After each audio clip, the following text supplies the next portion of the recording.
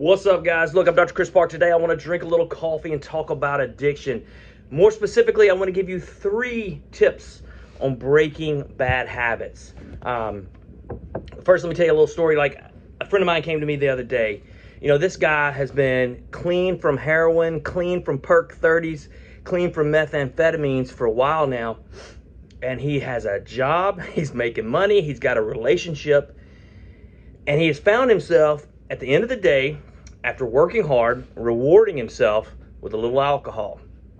And that little bit of alcohol has turned into more and more alcohol to the point where it's starting to affect his relationship. Now, here's the thing. He's not an alcoholic, not yet. I mean, he does have a history of addiction. And so in the back of his mind, he's thinking, yeah, I'm an addict. I can't control this. But really what he's done is he has developed a bad habit, right? He's developed this cycle that gives him comfort and a boost of dopamine when he starts to think about it. When he gets home from work, it's this pattern, that has to repeat itself. It becomes like this, almost like an obsessive compulsive disorder. You can think of it kind of like that.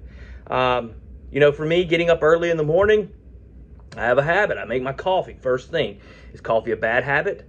Right now, I don't think it is. If it started to affect my health, I would need to make some changes, okay? So today I'm going to talk to you about 3 tips for breaking bad habits. The first thing, and to me the most important aspect of breaking a bad habit, is starting new habits that are good for you.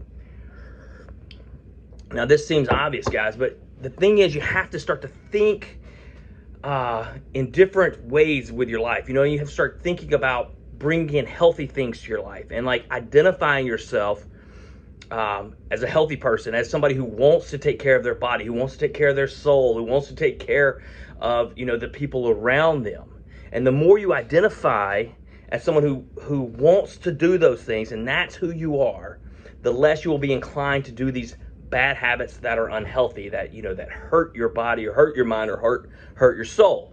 And once you start to develop those good habits, those bad habits will start to slide away. Let's say you have a bad habit of like not eating healthy.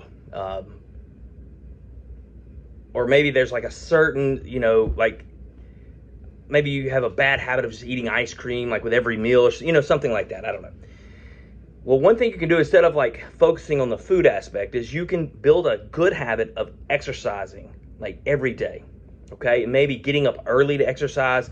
Maybe you also start to increase your water intake. You say, okay, I'm going to hit a goal. I'm going to drink a gallon of water a day or whatever. Talk to your doctor before you start making crazy goals. But anyway, so you have this goal that you want to do. And then you start to go after that goal. And it doesn't have anything to do with the eating aspect, right? But the healthier you get, the more fit you get. Like if you start training for a marathon, well, maybe that extra ice cream actually is not hurting you as much anymore.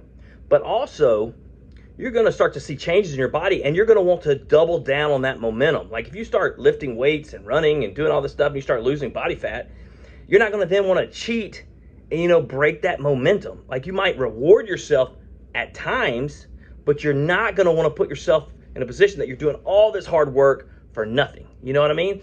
So when you start to build the good habits, it creates momentum and helps you to not want the bad habits as much anymore. And that is a good way of breaking a bad habit. Now, what are the other things? You need a support system. You need somebody you can talk to about your problems, right? That can help you. Maybe that's your doctor, but in reality, you need someone even closer. Like, with AA, I think they do a great job because they give you have a sponsor. You have somebody who's been through it and can help you through the sticking points, through the difficult things. They've been through it before. That is a great place. Let's say you don't have a support system. This isn't about, like I said, this is not about addiction. This is about bad habits. So you're not like necessarily in AA, right? You don't need a sponsor, but you need a support system. Maybe you don't have a good friend. A good place for a support system is a church. Particularly if there's not if you're a man, start a men's group or join a men's group. If you're a woman, same thing. Join a women's group or start one. Get connected with people in your community who have kind of similar goals, similar aspects. And if it has to do with exercise, maybe you find like an online coach. You find somebody who can help you keep you accountable. So again, you got exercise, you got diet aspects you can follow. You've got people that you can connect with. Now, my preference would be somebody in real life, but if you have to go through the internet, that's fine. Try to stay away from, social media gurus. Don't take health advice from YouTube or the internet. I know that's ironic, but it is true. Go talk to somebody in real life if that's possible. If not, again, you've got these other resources. The other thing about breaking a bad habit is figuring out, what triggers you. What triggers you? Some people, it's like I said, they go home, and as soon as they get home, they start feeling like they need to have a drink, some kind of alcohol, something to relax them. So it's almost like going through the door becomes their trigger. Well, you can actually do random things to break this. You can go home a different route. You can definitely, if like you're stopping by a liquor store on your way home and that is a trigger for you, drive different. Don't go close to that liquor store. If you're battling like some type of pornographic addiction, get rid of your internet, man. Get rid of all those things that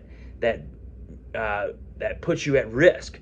If you are battling, again, like food problems, food addiction, don't go to the grocery store hungry. Instead, eat a healthy meal and then go shopping, okay? So like identify what triggers you and then make little changes to that habit. If walking through your front door makes you want to drink a beer, go through the other door, go through a window, I don't care. Figure out ways to make your routine a little more random, a little less, to the point, so that you won't have that automatic triggering. Now, it doesn't mean it's going to take it completely away, but it will help.